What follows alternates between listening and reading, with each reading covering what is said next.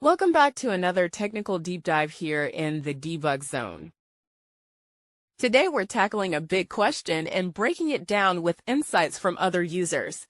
Hopefully this clears up some misconceptions and helps you get the answer you need. So buckle up, stay a little curious, and let's jump right in.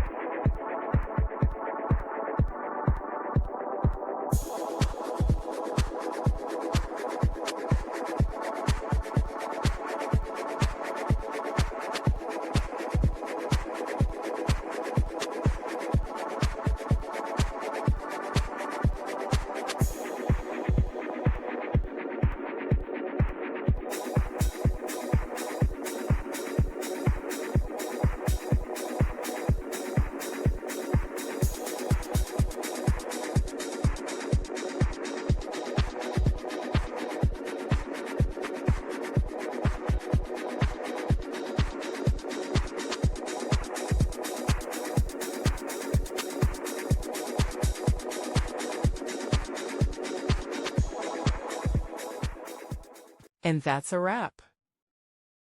I hope you found the answer you were looking for. If you did, take a second to hit that subscribe button. It really helps out. And let me know in the comments which solution worked best for you.